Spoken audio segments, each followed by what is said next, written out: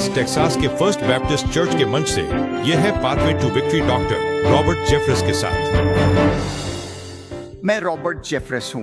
Pathway to victory में आपका स्वागत है। अमेरिका अपनी 250वीं आजादी मना रहा है। आभार के साथ साथ गंभीर आत्मचिंतन का भी समय है। क्या अमेरिका अगले 250 वर्षों तक जीवित रहेगा? हमारे महान राष्ट्र के भविष्य पर परमेश्वर का वचन क्या कहता है? आज मैं इस बात पर नजर डालूंगा कि अमेरिका कहां रहा है और हम किस दिशा में बढ़ रहे हैं। मेरे संदेश का शीर्षक है अमेरिका चौराहे पर खड़ा है। क्या हम अगले 250 वर्षों तक टिक पाएंगे? आज के विशेष पाथवे टू विक्ट्री के इस विशेष संस्करण में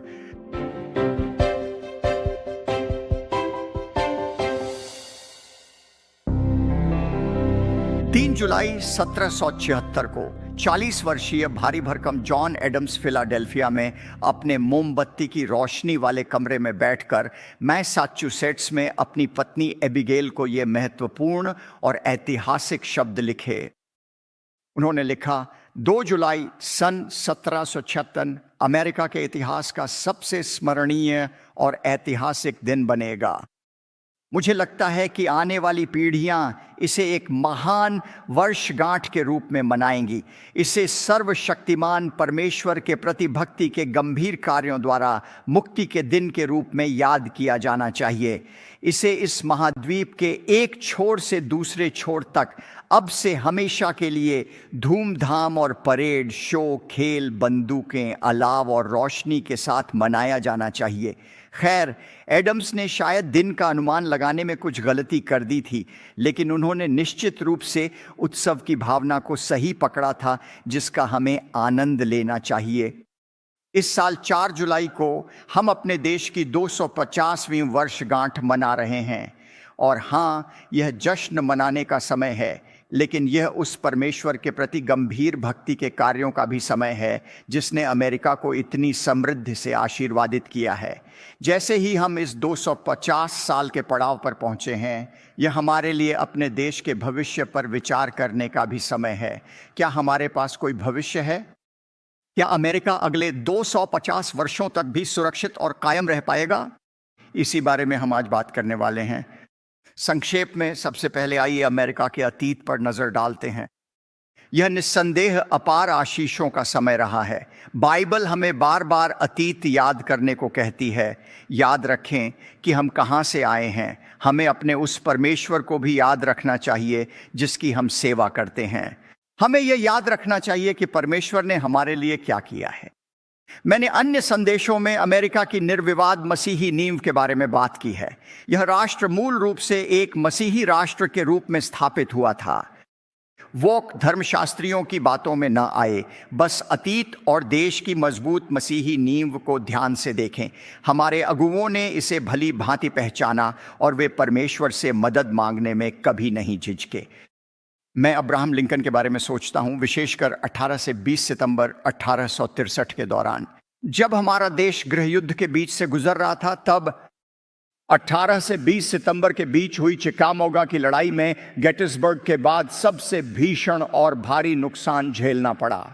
उन 3 दिनों के दौरान हमने लगभग 35,000 सैनिकों को खो दिया, जो या तो मारे गए या गंभीर रूप से घायल हो गए। और फिर भी उस विनाशकारी हार के कुछ ही हफ्तों बाद 3 अक्टूबर 1863 को लिंकन ने धन्यवाद दिवस की अपनी पहली घोषणा जारी की, जिसमें अमेरिकियों को ऊपर देखने और परमेश्वर के आशीर्वाद को याद करने के लिए प्रोत्साहित किया गया। उन्होंने उस घोषणा में यह कहते हुए कहा, परमेश्वर के अत्यंत उदार उपहार, जिन्होंने हमारे पापों के लिए क्रोधित होने के बावजूद अपनी महान दया को याद रखा है। आप हमारे अगुओं की परमेश्वर के प्रति भक्ति को देखने के लिए अब्राहम लिंकन से भी पीछे जा सकते हैं। सन 1787 में ग्रेट ब्रिटेन से स्वतंत्रता प्राप्त करने के 11 वर्ष बाद फिलाडेल्फिया में पुरुषों का एक समूह एकत्र हुआ ताकि एक ऐसा दस्तावेज तैयार कर सके जो नव स्थापित देश पर शासन करे, अर्थात एक संविधान की स्थापना करने के लिए। वह कोई सुखद बैठक नहीं थी। कई दिनों तक प्रतिनिधि विभाजन और विवाद में उलझे रहे और हमारे नवजात राष्ट्र को अपने अस्तित्व के उसी शुरुआती दौर में ही बिखरने का गंभीर खतरा पैदा हो गया था। लेकिन उस बहस के बीच 28 जून 1787 को बेंजामिन फ्रैंकलिन खड़े हुए और उन्होंने उस संवैधानिक सम्मेलन के अध्यक्ष जॉर्ज वॉशिंगटन को संबोधित किया और फ्रैंकलिन ने यह कहा, ब्रिटेन के साथ संघर्ष की शुरुआत में जब हमें खतरे का आभास था तो हम दैवीय सुरक्षा के लिए इस कमरे में रोज प्रार्थना करते थे।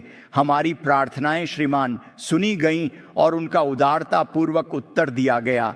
क्या अब हम उस शक्तिशाली मित्र को पूरी तरह भूल गए हैं या क्या हम कल्पना करते हैं कि अब हमें उनकी सहायता की आवश्यकता नहीं है? और फिर फ्रैंकलिन सीधे मुद्दे पर पहुंचे। उन्होंने कहा, श्रीमान, मैं लंबे समय से जीवित हूं और जितना अधिक मैं जीता हूं उतने अधिक प्रमाण देखता हूं कि परमेश्वर मनुष्यों के कार्यों का संचालन करता है और यदि उसकी जानकारी के बिना एक गौरैया भी जमीन पर नहीं गिर सकती तो क्या उसकी सहायता के बिना एक साम्राज्य खड़ा हो सकता है? श्रीमान, हमें पवित्र लेखों में यह आश्वासन दिया गया है कि जब तक प्रभु घर न बनाए उसे बनाने वाले व्यर्थ में परिश्रम करते हैं। फ्रैंकलिन ने फिर कहा कि उस समय से हर सुबह काम शुरू करने से पहले वे उस दस्तावेज को बनाने में परमेश्वर का मार्गदर्शन और सहायता मांगेंगे।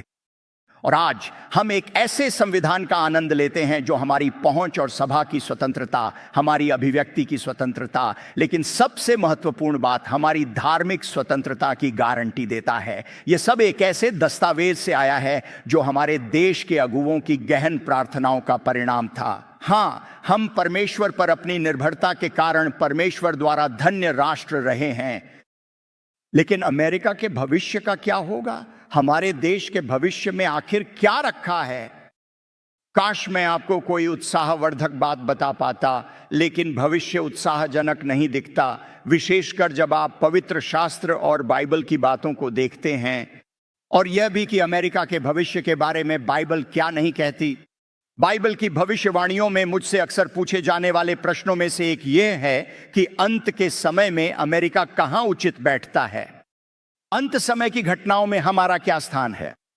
और सच तो यह है कि जब आप पृथ्वी के इतिहास के उन अंतिम 7 वर्षों को देखते हैं जिनका वर्णन प्रकाशित वाक्य अध्याय 6 से 19 और दानियल की पुराने नियम की भविष्यवाणी में है, तो आप इज़राइल, ईरान यानी फारस, मिस्र और रूस के संकेत देखते हैं, लेकिन कहीं भी संयुक्त राज्य अमेरिका का कोई संदर्भ या संकेत नहीं है।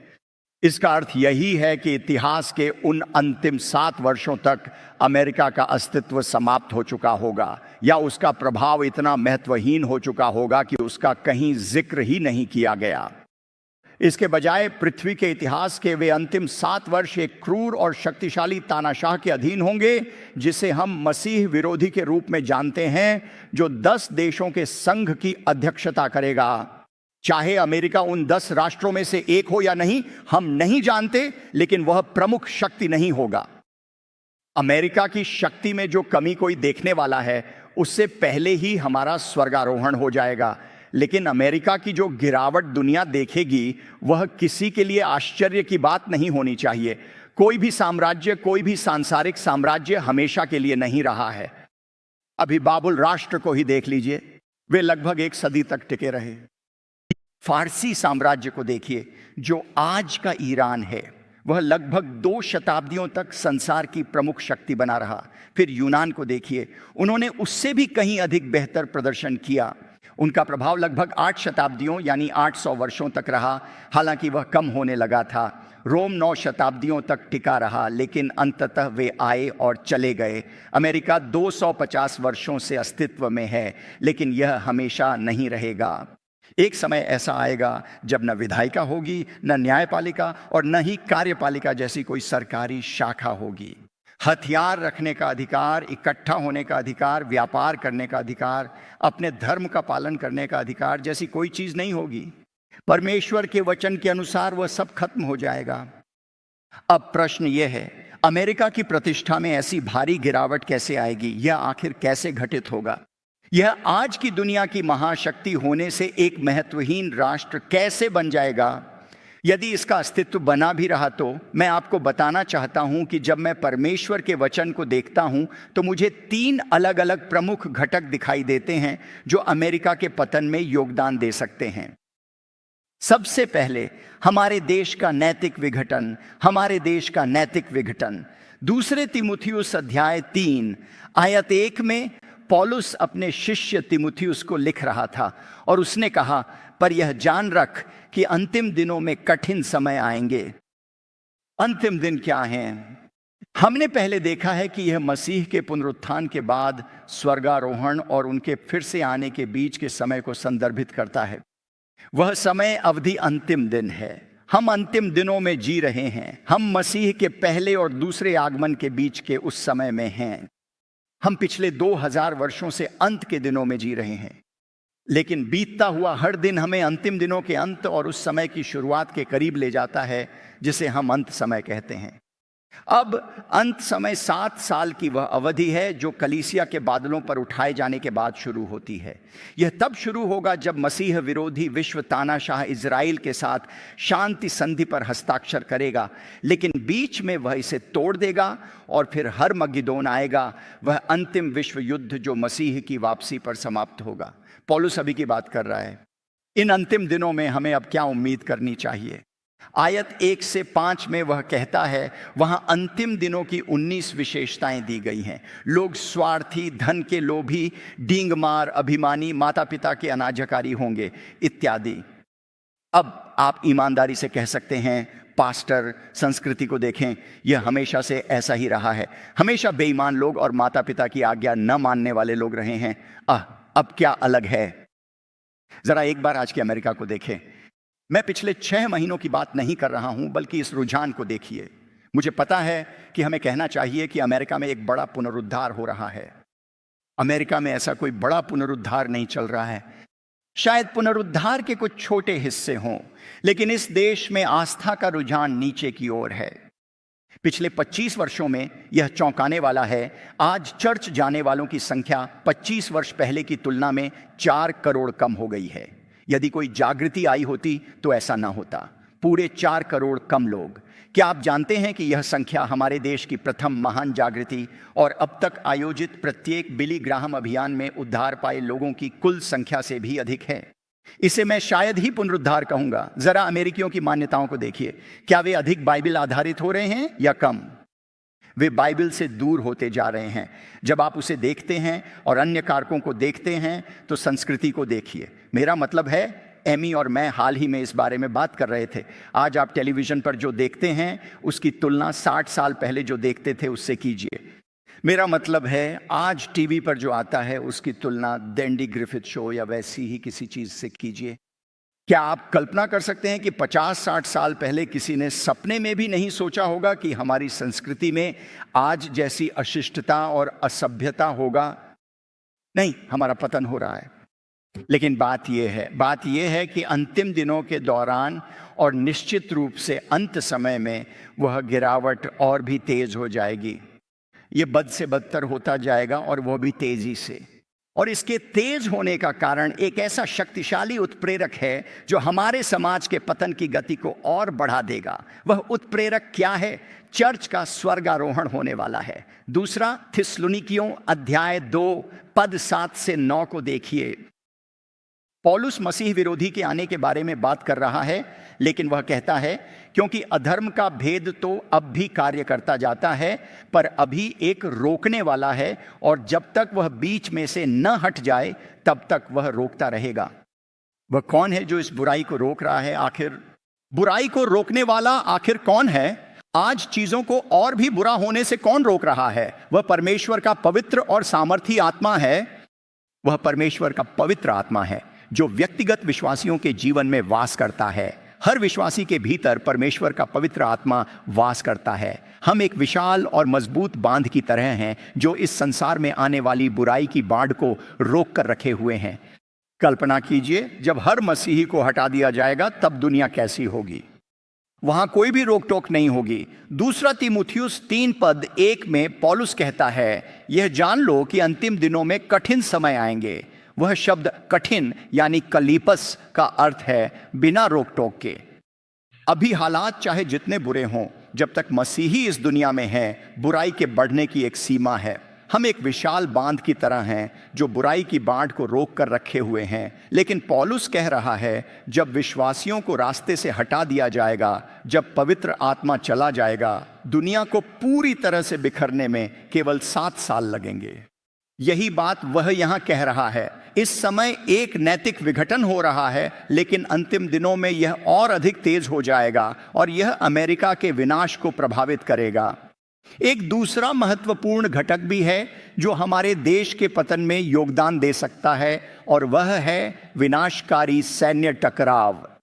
सुनिए, परमेश्वर की समय सारणी में अगली घटना चर्च का उठा लिया जाना है। पौलुस ने इसका वर्णन 1 थिस्सलुनीकियों 4 में किया है।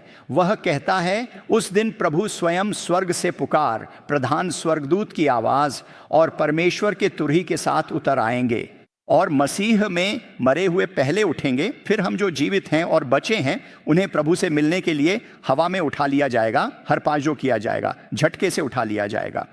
इस प्रकार हम सदा प्रभु के साथ रहेंगे। इसका परमेश्वर के उस न्याय से क्या संबंध है जिसका सामना अमेरिका करेगा? मैं चाहता हूं कि आप स्वर्गारोहण के प्रभावों पर विचार करें। मैं स्वीकार करता हूं, मैंने इसके बारे में ज्यादा नहीं सोचा था, जबकि पिछले सप्ताह नहीं। इसके प्रभावों पर सोचिए। स्वर्गारोहण का हमारे देश की अर्थव्यवस्था पर पड़ने वाले प्रभाव के बारे में सोचिए। अगर हमारी महान कंपनियों के मसीही सीईओ या कार्यकारी अचानक प्रबंधन से हटा दिए जाए, या असेंबली लाइन पर काम करने वाले कर्मचारी उठा लिए जाए, तो क्या होगा? कामगारों की भारी कमी हो जाएगी। सोचिए कि हमारे देश की आर्थिक व्यवस्था के साथ क्या होगा। उदाहरण के लिए सोचिए, जिन लोगों ने होम लोन लिया है वे हर महीने अपनी किश्त चुका रहे हैं, और फिर अचानक वे गायब हो जाते हैं और उन लोन की सेवा करने के लिए कोई नहीं बचता। बैंकर जो पीछे रह जाएंगे, उन्हें मुश्किलों का सामना करना पड़ेगा। मुझे पता है यह थोड़ा मजाक है, लेकिन सच में सोचिए, जब उन कर्जों की सेवा करने के लिए कोई नहीं बचेगा तो क्या होगा? शेयर बाजार पर पड़ने वाले प्रभाव की कल्पना कर सकते हैं। जब लोग देखेंगे कि लाखों लोग गायब हैं, तो यकीन मानिए इससे हालात बिल्कुल भी बेहतर नहीं होंगे। सिर्फ युद्ध की धमकियों को देखिए और सोचिए कि बाजार पर क्या असर होगा। उस अराजकता और भयानक मौतों के बारे में सोचिए, जब पायलट न होने के कारण विमान अचानक आसमान से गिरने लगेंगे चारों ओर। फ्रीवे पर चलती कारों के बारे में सोचिए, जो अचानक बिना ड्राइवर के हो जाएंगी, टेस्ला की वजह से नहीं, बल्कि चर्च के स्वर्गारोहण की वजह से। और उन सभी दुर्घटनाओं और इसी तरह की अन्य घटनाओं के बारे में सोचिए। किराना दुकानों के बारे में सोचिए, जब किसान, और वो भी बड़ी संख्या में, हटा दिए जाएंगे, तो हमारे खाद्य भंडार का क्या होगा? कोई फसल बोने वाला नहीं, कोई फसल काटने वाला नहीं, कोई भोजन को प्रक्रिया करने वाला नहीं। क्या आपको कोविड के दौरान वह घबराहट याद है जब लोग सोच रहे थे कि टॉयलेट पेपर खत्म हो रहा है? लोग उसी बात पर पार्किंग लॉट्स में दंगे कर रहे थे। सोचिए, उस दंगे की कल्पना कीजिए। जब लोगों के पास अपने परिवार को खिलाने के लिए खाना ही नहीं होगा, तब वहां कैसी अराजकता होगी। लेकिन यहां एक बात है जिसके बारे में मैंने पहले कभी नहीं सोचा था। सोचिए कि स्वर्गारोहण का हमारे सैन्य सुरक्षा पर क्या प्रभाव पड़ेगा। सेना पर पड़ने वाले प्रभाव के बारे में सोचिए। अब सेना में केवल 2% लोग ही नास्तिक या अज्ञेयवादी के रूप में पंजीकृत हैं। इसका मतलब यह नहीं है कि सभी मसीही हैं, लेकिन हमारे पास सबसे अधिक सांद्रता थी। दुनिया के किसी भी देश की सेना में सबसे ज्यादा मसीही हमारे सैन्य बल में थे। हमारी सेना में मसीहियों का प्रतिशत दुनिया की किसी भी अन्य सेना या सैन्य बल से कहीं अधिक आज भी है। अगर हर मसीही पुरुष और महिला को सेना से हटा दिया जाए तो उसका क्या प्रभाव पड़ेगा? सोचिए, इसका परिणाम स्वरूप हमारे देश को कितना नुकसान उठाना पड़ेगा। हम किसी विदेशी सेना के हमले के विरुद्ध पूरी तरह असुरक्षित होंगे, चाहे वह प्रत्यक्ष सैन्य हमला हो या विद्युत चुंबकीय स्पंदन का प्रहार, जो हमारे इलेक्ट्रिकल ग्रिड को पूरी तरह खत्म कर देगा, जो हमारे फोन को खत्म कर देगा, जो हमारे पावर प्लांट और हमारे जल प्रसंस्करण केंद्रों को खत्म कर देगा। इस तरह के हमलों के खिलाफ हम बिल्कुल बेबस और असहाय हो जाएंगे। मेरा मानना है कि यह अमेरिका के पतन में एक बड़ी भूमिका निभाने वाला है। लेकिन अमेरिका के पतन का एक तीसरा महत्वपूर्ण घटक भी है जिसे हम देखना शुरू कर चुके हैं। वह है इजराइल का बढ़ता हुआ अंतर्राष्ट्रीय अलगाव। इसे कहने का इसके अलावा और कोई तरीका नहीं है। इजराइल के लिए अमेरिकी समर्थन तेजी से और लगातार गिर रहा है। क्या आप जानते हैं कि प्यू रिसर्च द्वारा जुलाई 2025 के एक सर्वेक्षण में पाया गया कि लगभग 59% अमेरिकियों की राय अब यह है कि क्या इजरायली सरकार के बारे में उनकी राय नकारात्मक और प्रतिकूल है, जो पिछले साल के 51% से बढ़कर हुई है। यह लगातार घट रहा है। लगभग 2/3 अमेरिकी इजरायली नेतृत्व को पसंद नहीं करते और उसका समर्थन नहीं करते। और भी अधिक चौंकाने वाली बात यह है कि एक गैलप सर्वेक्षण में पाया गया कि केवल 32% अमेरिकियों ने गाजा में रहने वाले हमास के खिलाफ इजराइल के हमले का समर्थन किया। सिर्फ 32% मानते हैं कि इजराइल को उन असभ्य लोगों से रक्षा का हक है जिन्होंने 2023 में इजराइल घुसकर महिलाओं और बच्चों के साथ अकथनीय कृत्य किए। उन्होंने जो किया उसे हम बयां नहीं कर सकते, वह कल्पना से परे और भयानक था, और फिर भी इसके बावजूद स्थिति जटिल बनी हुई है। केवल कुछ प्रतिशत अमेरिकी ही मानते हैं कि इजराइल को अपनी रक्षा करने का अधिकार है। बाइबल भविष्यवाणी करती है कि अंतिम दिनों में संयुक्त राज्य अमेरिका सहित दुनिया का हर देश इजराइल से मुंह मोड़ लेगा। यह देखना आसान है कि यह कैसे होने वाला है। दिलचस्प बात यह है कि इजराइल से मुंह मोड़ने का परिणाम संयुक्त राज्य अमेरिका सहित हर देश की तबाही होगी, लेकिन इजराइल पर इसका कोई प्रभाव नहीं पड़ेगा।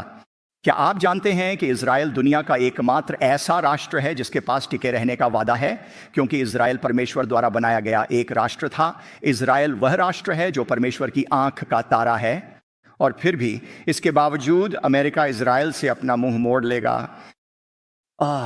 यह न्याय का एक बड़ा कारण भी बनने वाला है। याद रखें, सर्वेक्षण या अगुवे कुछ भी कहें, परमेश्वर ने इजराइल के साथ वाचा की थी।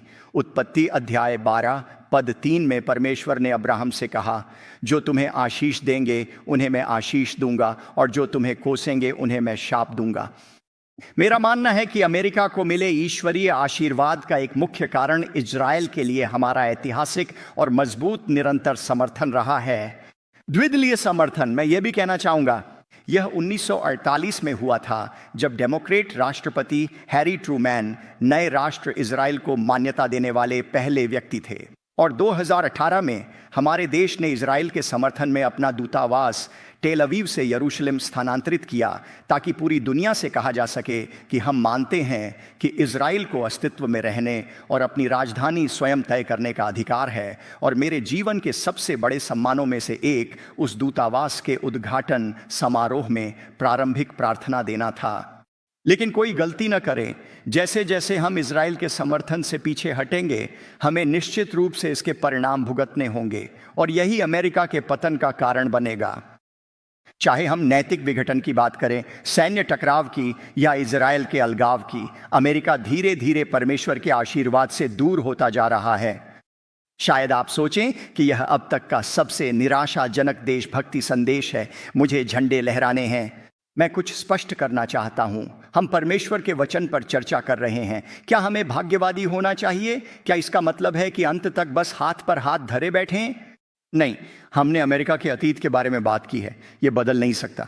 हमने अमेरिकी भविष्य पर चर्चा की, यह तय है, आप इसे बदल नहीं पाएंगे। लेकिन मैं अभी अमेरिका के वर्तमान पर बात करना चाहता हूं कि हम अपने देश पर परमेश्वर का आशीर्वाद बनाए रखने के लिए क्या कर सकते हैं। वास्तव में हम अमेरिका के वर्तमान के बारे में बात करेंगे, और हमारा वर्तमान चुनाव का समय है। हम उसी विकल्प का सामना कर रहे हैं जिसका सामना इस्राएल ने प्रतिज्ञा किए देश में प्रवेश की तैयारी के समय किया था। व्यवस्था विवरण अध्याय 30 पद 19 में परमेश्वर ने कहा है, मैं आज आकाश और पृथ्वी को तुम्हारे विरुद्ध साक्षी बनाता हूं कि मैंने तुम्हारे सामने जीवन और मृत्यु, आशीष और श्राप रख दिया है। इसलिए जीवन चुनो ताकि तुम और तुम्हारे वंश जीवित रहें। परमेश्वर ने कहा है, मैं तुम्हारे सामने आशीर्वाद और श्राप रख रहा हूं, तुम स्वयं चुनो। यदि तुम मेरा अनुसरण करोगे तो आशीर्वाद मिलेगा, और यदि तुम मेरी अवज्ञा करोगे तो श्राप मिलेगा। अमेरिका के वर्तमान के लिए सही चुनाव करने हेतु हम क्या कर सकते हैं? मैं परमेश्वर और देश से प्रेम करने वाले हर विश्वासी के लिए 4 कदम सुझाने जा रहा हूं। नंबर 1, अपना पक्ष रखें। अपना पक्ष रखें। याद रखें, हमें बुराई को रोकना है, यानी हमें उस बुराई की बाढ़ का सामना करना होगा जो हमारी दुनिया को घेर रही है। परमेश्वर ने आपको जहां भी रखा है वहां अपना पक्ष दृढ़ता से, मजबूती से रखें। चाहे स्कूल बोर्ड की बैठक हो या नगर परिषद की सभा ही क्यों, शायद यह कोई पड़ोस संघ हो, शायद ये आपका स्थानीय स्कूल ही हो भी। शायद यह आपका काम हो जब कोई नियोक्ता कार्यबल पर एक अधर्मी प्रथा थोपने की कोशिश करता है। जो कुछ भी हो, हमें खड़े होने और डटकर मुकाबला करने की ज़रूरत है। हमें ना कहने की ज़रूरत है, हमें अपना पक्ष रखना होगा, खासकर उनके खिलाफ जो हमारी आराधना की स्वतंत्रता को कम करना चाहते हैं, जिसे दूसरों ने संविधान की पहली स्वतंत्रता और अपने विश्वास के पालन का मूलभूत अधिकार भी कहा है। कोई भी उस स्वतंत्रता में कटौती करने की कोशिश करता है, उसे रोकने की ज़रूरत है। मुझे बहुत अच्छी तरह याद है, कई साल पहले जब हमारी सबसे बड़ी बेटी जूलिया 8 साल की थी, वह तब भी वैसी ही प्रचारक थी जैसी अब है।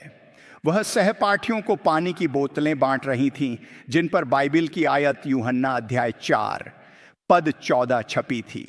जो कोई वह जल पिएगा जो मैं उसे दूंगा, वह कभी प्यासा न होगा।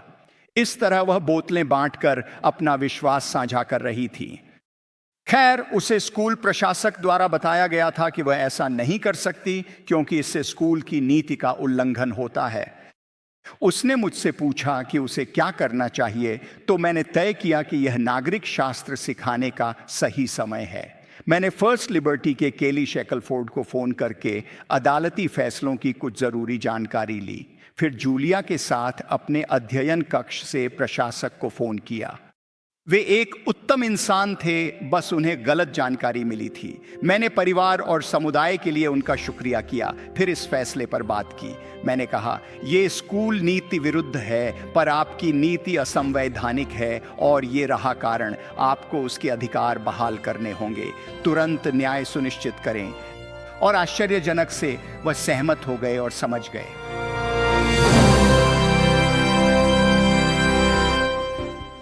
प्रभु का वचन हमें भाग्यवादी नहीं बनाता और न ही हमें निरुत्तर छोड़ता है। हाँ, अमेरिका का अतीत निश्चित है और उसका भविष्य तय है, लेकिन हमारा वर्तमान चुनाव का समय है। अगली बार मैं 4 कदम साझा करूंगा जो हर विश्वासी इस देश पर परमेश्वर का आशीर्वाद बढ़ाने के लिए उठा सकता है। हमारी श्रृंखला अमेरिका और बाइबल में आगे क्या होगा, उसके लिए बने रहें, साथ ही जुड़ें। परमेश्वर ने कहा, मैं तुम्हारे सामने आशीर्वाद या अभिशाप रख रहा हूं, तुम चुनो। मेरे पीछे चलोगे तो आशीर्वाद और आज्ञा नहीं मानोगे तो अभिशाप। अमेरिका के वर्तमान के लिए सही चुनाव करने के लिए हम क्या कर सकते हैं? मैं हर उस विश्वासी के लिए 4 कदम सुझाने जा रहा हूं जो वास्तव में अपने परमेश्वर और अपने देश से प्यार करता है। DVR सेट करें और संदेश के अगले भाग के लिए फिर जुड़ें अमेरिका चौराहे पर। क्या हम और 250 साल टिक पाएंगे? सिर्फ पाथवे टू विक्ट्री पर।